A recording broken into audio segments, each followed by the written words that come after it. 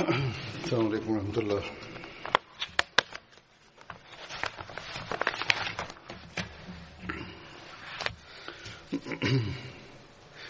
أشهد أن لا إله إلا الله وحده لا شريك له وأشهد أن محمدا عبده ورسوله أما بعد فأعوذ بالله من الشيطان الرجيم بسم الله الرحمن الرحيم الحمد لله رب العالمين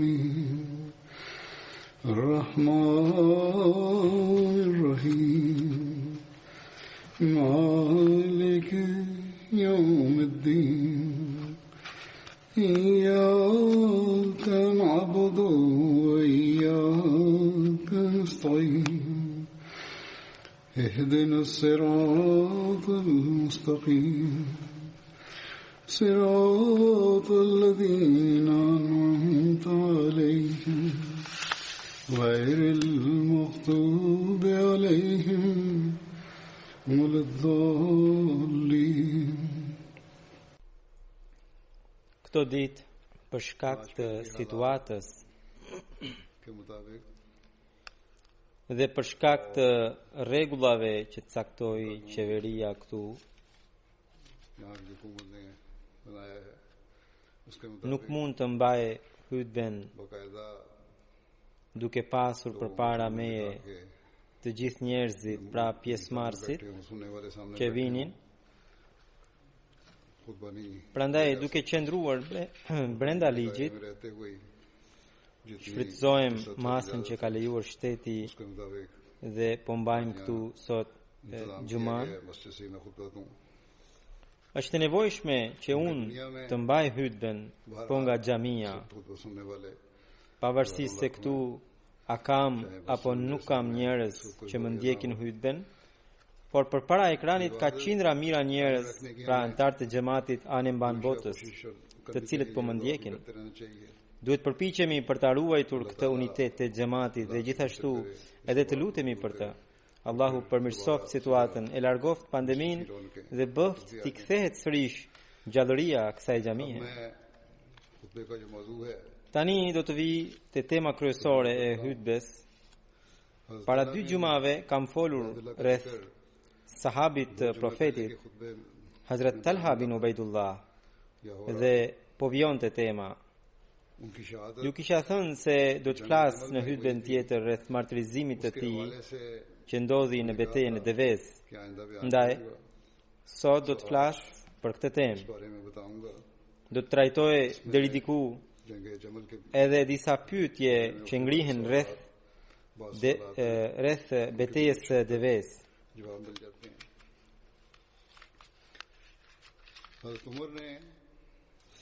Hazrat Omeri radhiyallahu anhu përpara se të ndronte jetë, hartoi një këshill. Sahihu i Buhariut sjell një rrëfim që tregon detajet e këtij këshilli. Aty shkruhet: kur ju afrua koha e vdekjes Hazrat Omerit, njerëzit i thanë: o emiri i besimtarve, bëni testamentin, caktoni kalif dikë. Unë gjej dikë të denjë, unë nuk gjej dikë të denjë për këtë kalifat, tha Hazrat Omeri, përveç atyre njerëzve të pakët para të cilëve ndroi jetë profeti Muhammed sallallahu alaihi wasallam, ndërkohë që ai ishte i kënaqur me ta. Më pas Hazrat Omeri caktoi disa sahabë që janë Hazrat Aliu, Hazrat Osmani, Hazrat Zubairi, Hazrat Talha, Hazrat Saadi dhe Hazrat Abdurrahman bin Aufi. Dhe gjithashtu tha, pra për të birin e vet, edhe Abdullah bin Omeri do të jetë me ju, por ai nuk do të ketë të drejtën e kalifatit. Në një farë mënyre, Hazrat Omeri këtë e tha për ta qetësuar Abdullahun. खिलाफत साद को मिल गई, Më pas Hazrat Omeri vijoi, nëse kalifatin e gjen Saadi, ai do të jetë kalif. Përndryshe, साद से मदद लेता ju kushdo që do të jetë prijes mes jush, कि वो किसी काम के करने से आज ti këshilloj ti kërkoj ndihmë Saadit. Unë kam shkarkuar Saadin jo sepse ishte i paaft, as sepse ishte i pabesueshëm. बात होगा Hazrat Omeri shtoi, i lë porosin pasardhësit tim që do të jetë kalif, që ai të kujdeset për muhaxhirët, t'u jap atyre të drejtat dhe nderimin që u takon. वो उनके हकूक उनके लिए उनके अदा करें और उनकी इज्जत का ख्याल I lë porosin që të sillet mirë edhe me ensarët, sepse ata i parakaluan muhaxhirët për të sjellë besimin në shtëpitë e tyre. अपने घरों में ईमान को जगह Kushdo që është punë mirë prej tyre duhet të respektohet. उसे कबूल किया जाए, I lë porosin kalifit të ardhshëm të ketë mirësjellje edhe ndaj të gjithë qytetarëve të tjerë, Umda pasi ata janë mbështetje e Islamit, करता हूँ burim të ardhurash, क्योंकि वो shkak इस्लाम के i पुष्टदार inatit të armikut. और माल के मुहस्सिन हैं। Atyre të merrni vetëm të pritsen me pëlqimin e tyre. कि उनकी रजामंदी से उनसे वही लिया जाए जो Gjithashtu, उनसे बच जाए, I lë porosin që ai të ketë mirësjellje edhe ndaj beduinëve arab, सलूक करने की उसी pasi ata janë rronja e arabëve, वो अरबों की जड़ materia e Islamit, और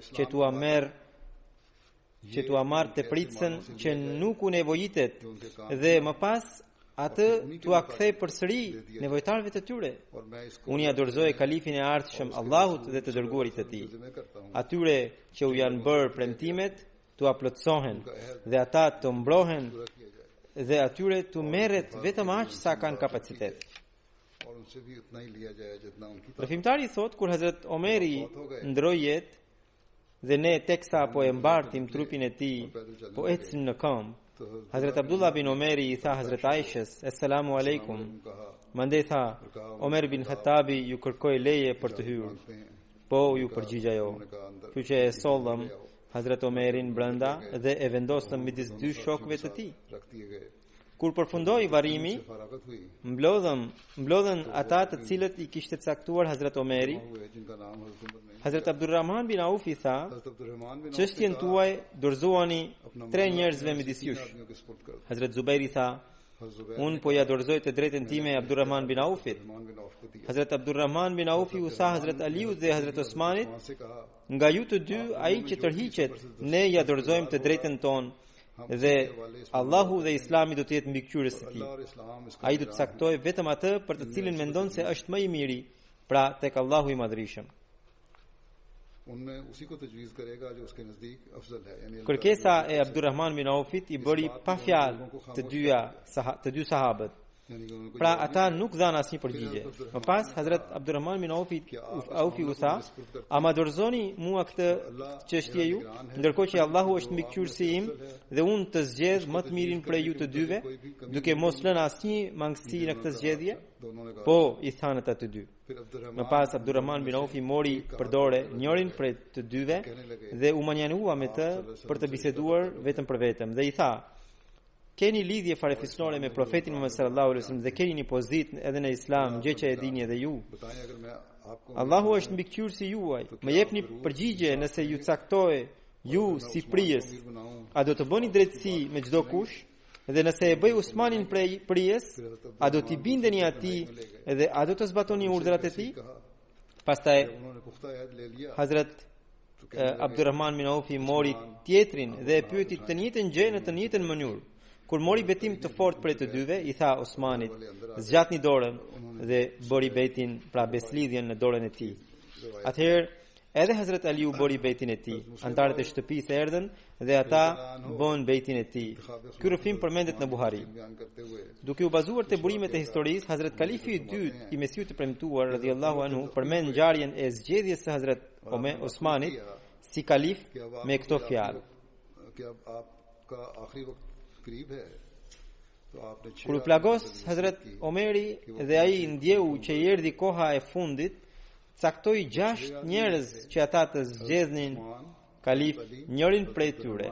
Këta 6 persona ishin Hazrat Osmani, Hazrat Aliu, Hazrat Abdurrahman bin Aufi, Hazrat Saad bin Vakasi, Hazrat Zubairi dhe Hazrat Talha.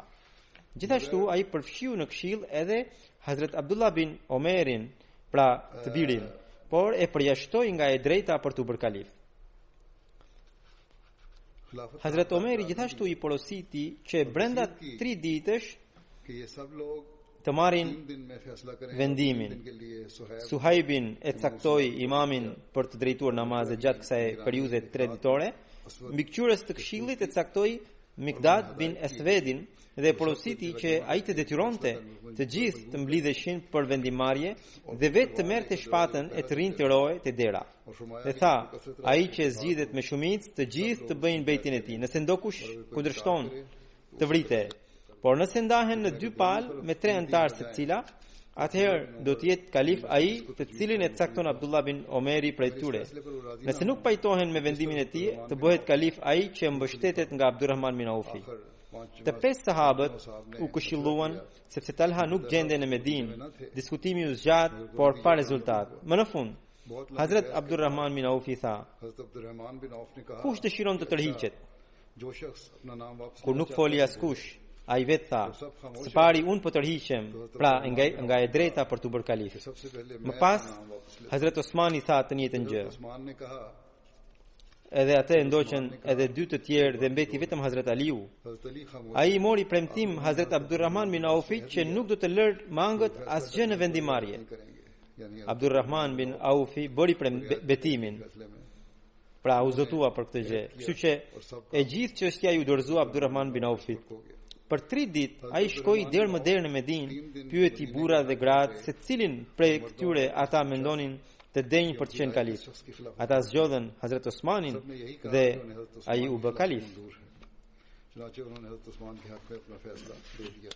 Në librin Fathul Bari, Sherh Bukhari shkruhet, pra është një libër që është shkruar në komentim të Sahihul Buhariu. Edhe aty thuhet, Hazrat Talha nuk ishte i pranishëm në kohën kur Hazrat Omeri la testamentin.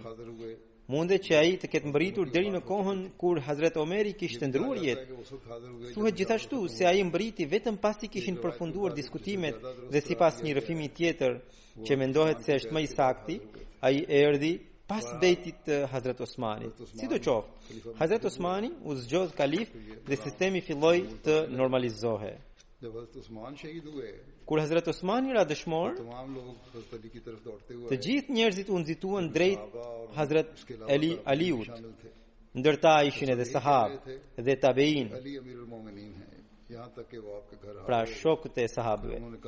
Të gjithë një zëri pohonin se Aliu është emiri i besimtarve. Më në fund, ata mbërritën deri te shtëpia e tij dhe i thanë se donin të bënin betin e tij. Zgjatni dorën o Ali, sepse jeni më i denjë për këtë detyrë, thoshin ata. Hazrat Aliu ju përgjigj: "Kjo nuk është puna juaj, por e sahabëve të betejës së Bedrit. Për atë që sahabët e Bedrit bien dakord, ai do të jetë kalif." Atëherë sahabët e Bedrit erdhën te Hazrat Aliu dhe i kërkuan të njëjtën gjë, duke thënë: "Sipas nesh, nuk ka asnjë përveç juve i denjë për këtë detyrë. Zgjatni dorën dhe planoni betin ton."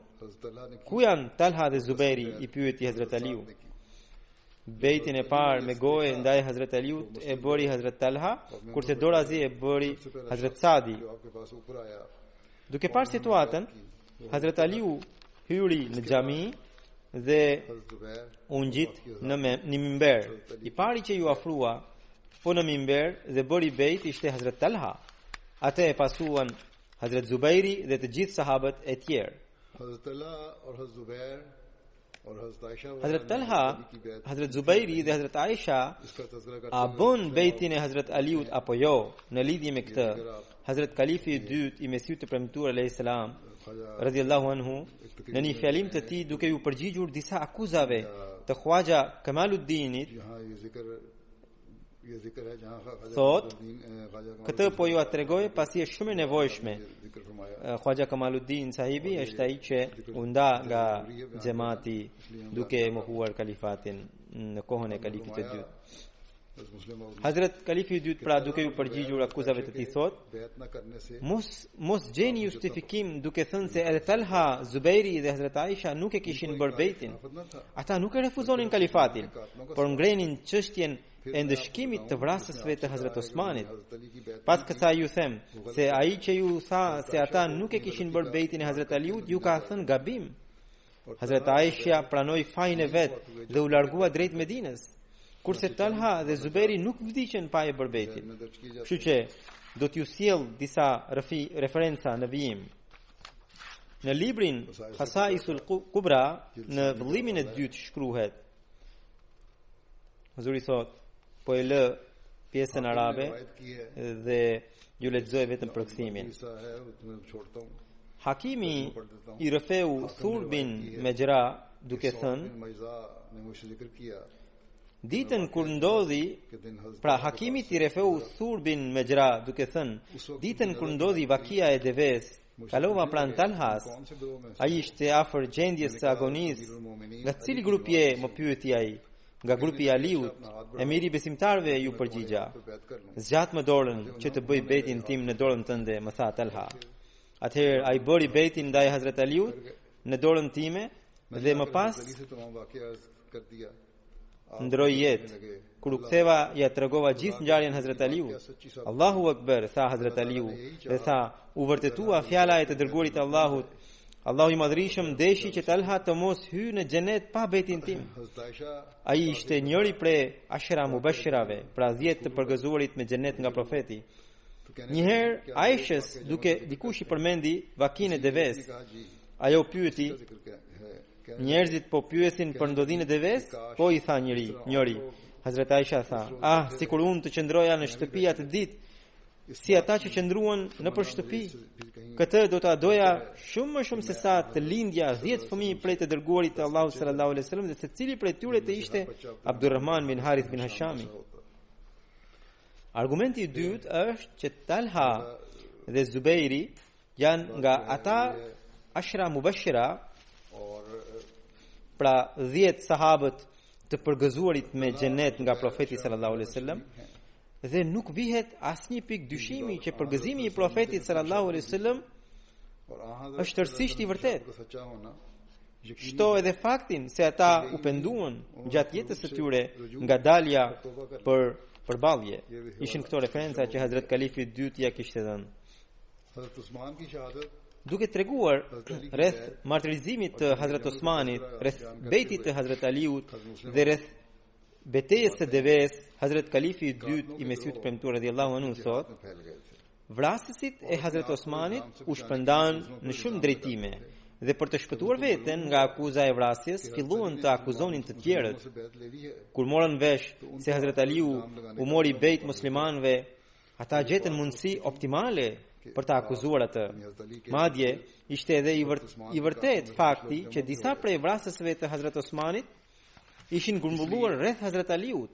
Për këtë arsye, hipokritët gjenin një mundësi të mirë për të ngritur këtë akuzë. Po nga ky grup, pra që ishin vrasësit e Hazrat Osmanit, disa prej tyre ju bashkuan grupit të Hazrat Aishës, që tashmë ishte nisur drejt Mekës. Ata arritën ta bindnin Hazrat Aishën që ajo të shpallte xhihad për tu hakmarrë për gjakun e Hazrat Osmanit. Ajo e shpalli xhihadin dhe u kërkoi sahabëve për ndihmë. Këtej Talha dhe Zubairi kishin bërë bejtin e Hazrat Aliut me kushtin që ai të hakmerre sa më parë për vrasjen e Hazrat Osmanit. Mënyra siç e kuptonin ata të dy shpejtimin e hakmarrjes, sipas Hazrat Aliut ishte kundër urtësisë. Hazrat Aliu mendonte që spari ti sistemonte të gjitha shtetet dhe pastaj ti drejtohe edhe hakmarrjes, sepse mbrojtja e Islamit ishte e para dhe se nuk kishte gajle nëse hakmarrja do të vënohe. Përveç kësaj, ende nuk ishte e qartë se cilët ishin vrasësit e vërtet. Ata që erdhën të parët e Hazrat Aliu duke u sjell si fytyrë prishur dhe i shprehnin rrezikun e rebelimit në Islam, Hazrat Aliu natyrisht që nuk mund t'i dishonte menjëherë se pikërisht këta të ishin nga trestarët, kurse të tjerët i dishonin.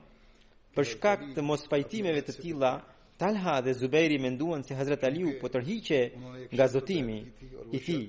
Pra, nga që ata e kishin bërë bejtin me një kusht, të cilin sipas tyre Hazrat Aliu nuk e plotsoi, ligjërisht e mendonin veten të lirë nga bejti i tyre. Duke dhe kur u erdhi njoftimi nga Hazrat Aisha, asaj u bashkuan. Pastaj të gjithë këta u nisën drejt Basras. Guvernatori i Basras i ndaloi të hynin, pra Talhan dhe Zubairin, por kur mësoi se ata e kishin bërë bejtin e kushtëzuar ndaj Hazrat Aliut, shumë njerëz i pranuan. Kur Hazrat Aliu u njoftua për ushtrinë që po përgatite, edhe ai rregulloi një ushtri dhe u nis drejt Basras. Me të mbërritur në Basra, Hazrat Aliu dërgoi një njeri, pra me të mbërritur pranë Basras, Hazrat Aliu dërgoi një njeri te Hazrat Aisha, Talha dhe Zubairi. Ai së pari shkoi te Hazrat Aisha dhe e pyeti synimin e saj. Synimi ynë është vetëm për mirësimi, ju përgjigj ajo. Më pas ai i thirri edhe Talhan dhe Zubairin dhe i pyeti nëse edhe ata u rreshtuan për të luftuar pikërisht për këtë qëllim. Përgjigja ishte me pohim. Ai u tha, nëse synoni për mirësimin, nuk është kjo rruga e duhur që po ndiqni ju, përkundrazi. Pasoja do të jetë vetëm sherr. Situata e vendit është e tillë që nëse vrisni qoftë një njeri, 1000 të tjerë do të ngrihen për të luftuar për të. Përmirësimi do të vijë nëse do të bashkojmë së pari shtetin e më pas të ndëshkojmë keqbërësit. Nëse këtë gjendje lufte, ndëshkimi i dikujt do të shkaktojë vetëm fitne në vend. Pra, në këtë gjendje lufte, ndëshkimi i dikujt do të shkaktonte vetëm fitne në vend. Lëreni të ngrihet shteti në rast parë. Duke dëgjuar lajmtarin, ata, pra Talha dhe Zubairi thanë, nëse Hazrat Aliu kështu mendon, ne pajtohemi me të. Ai le të vi dhe ne jemi gati të bashkohemi. Lajmtari e njoftoi Hazrat Aliun. Përfaqësuesit e të dy palëve u takuan me njëri tjetrin, u vendos që nuk duhet të luftonin, por të pajtoheshin. Ky lajm u përhap dhe kur mbriti te Sabait, pra te grupi i Abdullah bin Sabait, të cilët në fakt ishin vrasjet e Hazrat Osmanit, ata u shqetësuan shumë. Një grup i tyre grumbullua fshetas për të këshilluar. Panë që pajtimi mes muslimanëve do të jetë rreziku i madh për ta, dhe se ata mund të shpëtonin nga krimi i vrasjes së Hazrat Osmanit derisa muslimanët do të vijonin të luftonin me njëri tjetrin. Vendosën të bënin gjithçka që të mos arrihe marrëveshja. Ndërkohë, Hazrat Aliu gjithashtu mbriti në Basra. Që të nesërmën ai e takoi Hazrat Talhan. Pas keni përgatitur një ushtri për të luftuar kundër meje? I tha Hazrat Aliu Talhas. Por vijoi, a keni përgatitur edhe ndonjë justifikim për t'i paraqitur Zotit të Madhërisëm? Pse doni ta shkatroni Islamin me duart tuaja, të cilit i kishit shërbyer me mishe me shpirt? A nuk jam vëllai juaj? Atëherë për çfarë arsye na lejohet të derdhim gjakun e njëri tjetrit që deri më parë ishte ndaluar? Çfarë është ajo që justifikon këtë përballje? Çfarë ka ndodhur e reja mes nesh? Hazrat Talha radhiyallahu anhu, që ishte me Hazrat Zubairin, i tha Hazrat Aliut, ju keni nxitur njerëz për vrasjen e Hazrat Osmanit. I mallkoi të gjithë ata që morën pjesë në vrasjen e Hazrat Osmanit, ju përgjigj Hazrat Aliu. Më pas, Hazrat Aliu ju drejtua Hazrat Zubairit dhe tha, a nuk mban mend o Zubair se i dërguari Allahut sallallahu alaihi wasallam të kishte thënë, pasha Zotin, ti do të luftosh kundër Aliut dhe ti do të jesh i padrejtë. Duke i dëgjuar fjalët e Hazrat Aliut, Hazrat Zubairi u kthye në ushtrinë e tij, u betua se kur nuk do të luftonte kundër Aliut dhe para të gjithëve pranoi arsyetimi i tij ishte i gabuar. Kur ky lajm u përhap në ushtri, të gjithë u qetësuan. duke menduar se nuk do të bëhe lufta dhe do të bëhe pajtimi, por nga trestarve vetëm se u shtohe frika. Kur ra natë, ata zgjodhen të bënin një tentativë tjetër. Grupi i tyre që ishte në pjesën e Hazret Aliut e sulmoi natën pa paralajmërim ushtrinë e Hazret Aishës, të Talhas dhe të Zubairit, dhe ata që ishin në këtë pjesë e sulmuan në të njëjtën mënyrë ushtrinë e Hazret Aliut. Si rjedhoi, turmat u orientuan, secila palë mendonte se para tjetër e ka gënyer, ndërkohë i gjithë komploti ishte i gërshetuar nga Sabainët, domethënë grupi i Abdullah bin Sabau. Lufta filloi. Hazret Aliu thirri dikush të njoftoi Hazret Aishën, ndoshta nëpërmjet saj Allahu i Madhrishëm do ta largojë këtë fitnë. Njerëzit e sollën përpara deveni Hazret Aishës, por situata u përkeqësua edhe më shumë, duke parë se përsëri komploti po dobësohet. Nga trestarët zunë të vërshonin me shigjeta në drejtim të devesë të Hazret Aishës. Këte, ajo bërtiste me të madhe, ndalni luftën dhe kujtoni Zotin dhe ditën e gjykimit, por nga trestarët nuk reshtin dhe vijonin t'ja shigjetonin deven. Banorët e Basras që ishin në krah të Hazret Aishës u provokuan timase duke parë këtë sjellje me nënën e besimtarëve. Ngrehen shpatat dhe sulmuan ushtrinë e Hazret Aliut. Gjendja u përshkallëzua deri në pikën që deveja e Hazret Aishës u bë epicendra e luftës. Sahabët dhe trima më të mëdhenj të muslimanëve u rreshtuan rreth deves për mbrojtje. Por në këtë pozicion ata vriteshin njëri pas tjetrit. Megjithatë, nuk e lëshuan gojëzën e deves. I distancuar nga lufta që në fillim Hazret Zubairi rinte i manjanuar, ndërsa po falte namazin, një fatlik buracak erdhi nga mbrapa dhe e martirizoi. Kurse Hazret Talha u martirizua nga trestarët mu në fushbete. Lufta vetëm shpërsohe, e vetmja gjë që mund ta ndalte atë ishte largimi i Hazret Aishës prej atje. Duke e matur këtë situatë, disa njerëz i prenë këmbët devesë së saj dhe floni i Hazret Aishës u vu për tokë. Pra karrigja e saj që ishte mbi deve u vu për tokë. Vetëm atëherë lufta u ndal. Duke parë këtë pamje, Hazret Aliut i u skuq fytyra nga pikëllimi, por nuk kishte ndonjë rrugë tjetër. Pasi mbaroi lufta, ndër të rënët u gjet trupi i Hazret Talhas. Hazret Aliu shprehu keqardhje të thellë. Ngjarjet tregojnë se nuk ishin sahabët ata që e nisën luftën, por këtë sherr e kishin ndezur pikërisht vrasjet e Hazret Osmanit dhe se Talha dhe Zubairi vdiqën duke qenë brenda betit të Hazret Aliut, sepse ata ishin distancuar nga synimi që kishin dhe ishin zotuar ta mbështesnin Hazret Aliun. Megjithatë, u vran nga duart e disa shexhinëve. Hazret Aliu i mallkoi vrasjet e tyre. Në një libër tjetër, duke përmendur betejën e Deves dhe martirizimin e Hazret Talhas, Hazret Kalifi i dytë i Mesit Premtuar radhiyallahu anhu thotë: kur vijnë profetët në botë, ata që i pranojnë në ditët e para mbahen si më të fortët në besim për të ardhmen. Muslimanët e dinë se pas të dërguarit të Allahut sallallahu alaihi wasallam, Hazret Abu Bekri, Hazret Omeri, Hazret Osmani, Hazret Aliu, Hazret Talha, Hazret Zubairi, Hazret Abdurrahman bin Aufi, Hazret Saadi dhe Hazret Saidi ishin ata që mbaheshin si më të mëdhenj. Por kjo pozitë e tyre nuk ishte për shkak se ata gëzonin në një luks, por për shkak se për hir të fesë ata kishin hequr shumë vështirësi në krahasim me të tjerët. Hazret Talha jetoi edhe pasi ndroi jetë i dërguari Allahu sallallahu alaihi wasallam. Dhe pas martirizimit të Hazret Osmanit, kur muslimanët patën përçarje, njëri grup donte të hakmerre me vrasjet e Hazret Osmanit.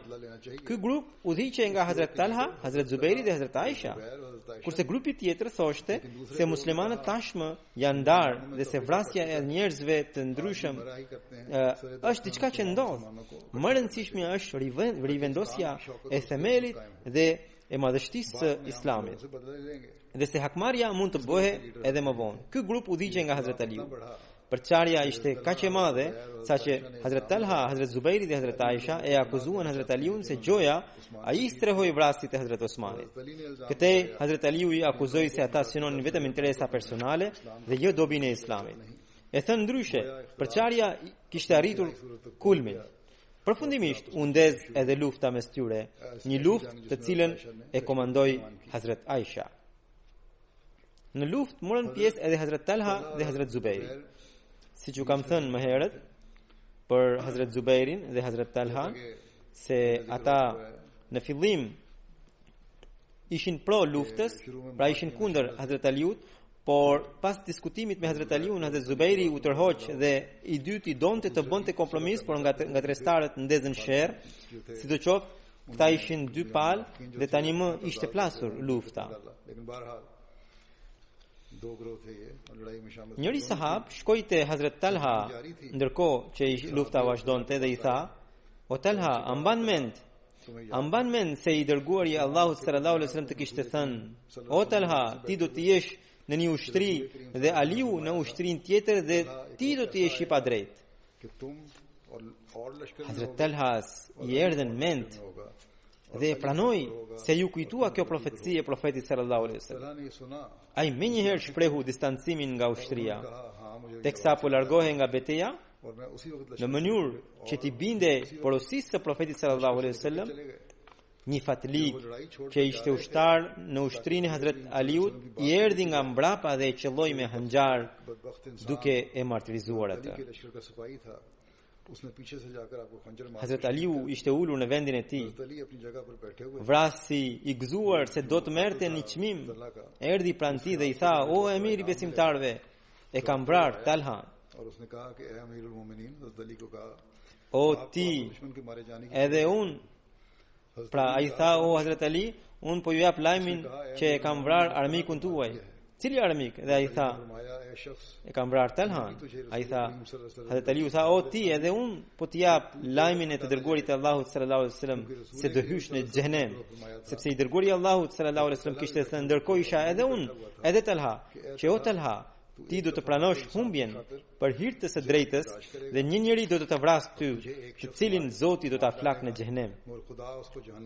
Përpara se të ndodhte vrasja e Hazrat Talhas, kur ushtrit e Hazrat Aliut dhe ato të Talhas dhe të Zubairit ishin rreshtuar përballë njëra tjetrës, Hazrat Talha filloi të jepte argumente për të mbështetur kauzën e tij. Njëri prej ushtarëve të Hazrat Aliut e thirri me përçmim duke thënë: "Pusho o sakat." Hazrat Talhas nuk i punonte një dorë. Ai u drejtua ushtarit dhe tha: "A e di se pse jam bërë sakat?" Në betejën e Uhudit, kur muslimanët u mundën dhe pranët të dërguarit të Allahut sallallahu alaihi wasallam kishin mbetur vetëm 12 veta, mohuesit na kishin rrethuar me 3000 ushtarë të tyre. Ata po e vërshonin me shigjeta të dërguarin e Allahut sallallahu alaihi wasallam, duke ditur se po të vrite profeti gjithçka do të merrte fund. Çdo ushtar i mohuesve e kishte përqendruar sulmin në drejtim të tij. Atëherë unë ruajta fytyrën e të dërguarit të Allahut sallallahu alaihi wasallam, duke nxjerr këtë dorë përpara tij. Kaq shumë shigjeta të mohuesve më shpuan në këtë dorë, saqë u shkatrua dhe jam sakatuar. Megjithatë, nuk e largova dorën nga fytyra e tij, pra nga fytyra e të dërguarit të Allahut sallallahu alaihi wasallam. Po Hazrat Kalifi i dytë i Mesit premtuar radhiyallahu anhu duke folur rreth betejës së Devës dhe Hazrat Talhas në një libër tjetër ai thot: "Dikush tha për Hazrat Talhan u vra ai sakati." Një sahab që po e dëgjonte ju drejtua: "O fatlik, a e di ti se si u bë sakataj?" Në luftën e Uhudit, kur ushtria e sahabëve u shpërnda për shkak të një keqkuptimi, mohuesit mësuan se i dërguari i Allahut sallallahu alaihi wasallam mbeti në fushbete vetëm me disa veta. Afërsisht 3000 ushtar ju vërsulën nga të katërta anët. Qindra shigjetar e shënjestruan fytyrën e profetit sallallahu alaihi wasallam që me shigjetat e tyre ta shyenin atë. Në këtë kohë, ai që u ngrit për mbrojtjen e profetit sallallahu alaihi wasallam ishte pikërisht Talha. Ai vendosi dorën e tij përpara fytyrës së profetit dhe çdo shigjet që do ta godiste atë në vend të saj e ka goditur dorën e Talhas. Talha mori plagat që ishin kaq të shumta dhe kaq të thella, saqë ju shkatruan gjithë muskujt duke ja bërë dorën të paralizuar. Ai tha: "Ati që i thua sakat është kaq i bekuar, saqë çdo kush prej nesh do ta ndronte ta kishim sakat llokun e tij."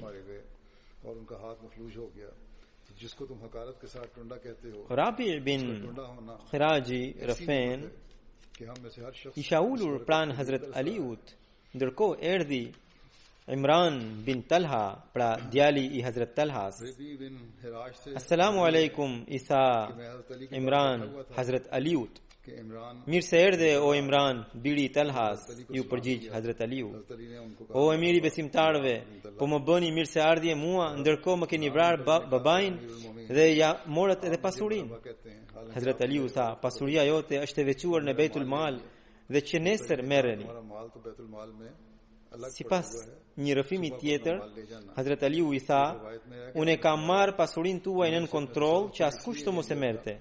Dhe për sa i përket vrasjes së babait tënd, shpresoj se unë dhe prindërit tuaj do të jenë ndër ata për të cilët Allahu i Madhrishëm ka thënë: और तुम्हारे वालिद "Wa naza'na ma fi sudurihim min ghillin ikhwanan ala sururin mutaqabilin." सुदूरहिम Do të thënë, ne, माफी सुदूर pra Zoti thot, ne do t'ua heqim çfarëdo urrëtie qoftë në krahërorët e tyre.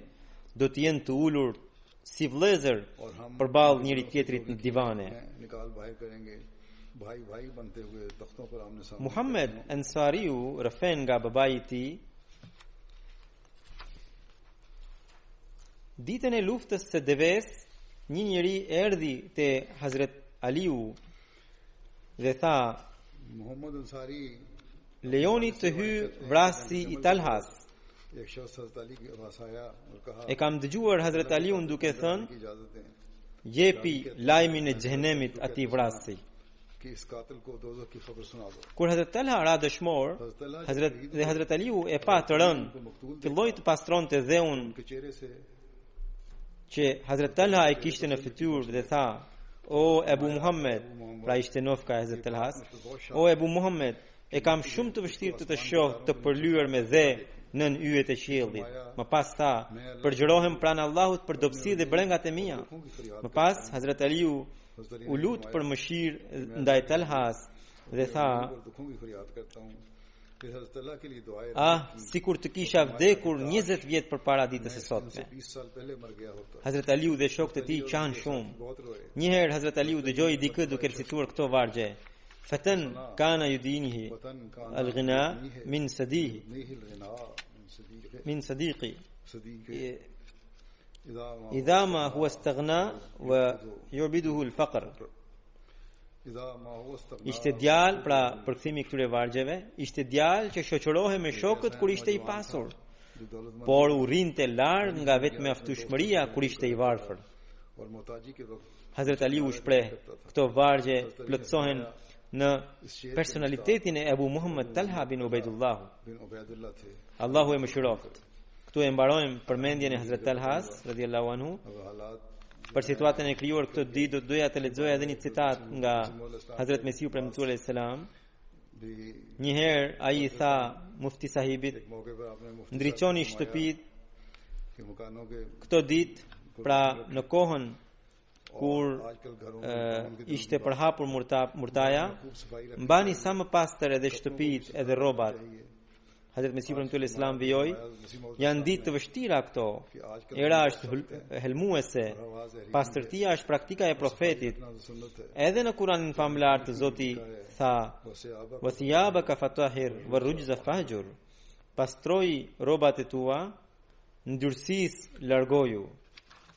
Një herë tjetër Hazrat Mesiu premtuar alayhis salam tha: लोग "Në qytetet dhe fshatrat और देहात में ku murtaja është përhapur masivisht, njerëzit e tyre nuk duhet të udhëtojnë në vende të tjera, सफाई करें, të mbajnë shtëpitë e tyre të pastra e të ngrohta, हिफ्ज़ मातक़द्दुम के अमल të में zbatojnë masat parandaluese dhe mbi të gjitha të bëjnë pendesën e sinqertë, duke sjellë ndryshim të pastër, të bëjnë pajtimin me Zotin e Madhërisëm, të qohen gjatë netëve dhe të luten në tahajjud, pra në namazin e natës." Një herë tjetër ai tha: "Vetëm ndryshimi i sinqertë i gjendjes së njerëzve mund t'i shpëtojë ata nga ky ndryshim i Zotit." Wala ni'ma ma qil. Allahu i Madhërisëm bëft çdo ahmedi अल्लाह ताला të përqendrohet në lutje gjatë këtyre ditëve në mënyrë të veçantë. ठीक दे कि वो Zbatoni porosi që ju jep shteti juaj, mbani të pastër shtëpinë duhet ta dezinfektoni me tymyes, spërkatni her pas here me detol e tjera. Allahu i madhërisëm çdo kënd e mbajt nën bekimin e tij. E mëshirof, sidoqoftë gjatë këtyre ditëve përqendrohuni në lutje në mënyrë të veçantë. Allahu këtë na e mundsoft të gjithëve.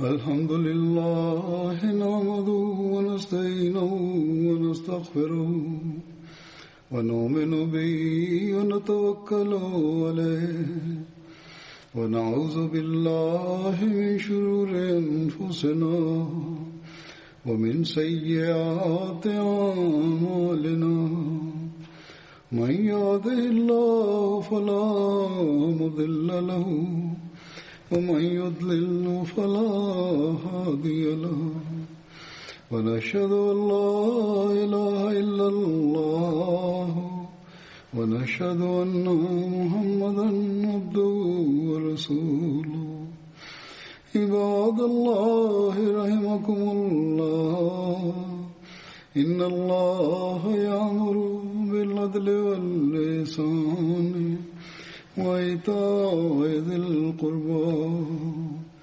وينهى عن الفحشاء والمنكر والبغي يعظكم لعلكم تذكرون اذكروا الله يذكركم وادعوه يستجب لكم ولذكر الله أكبر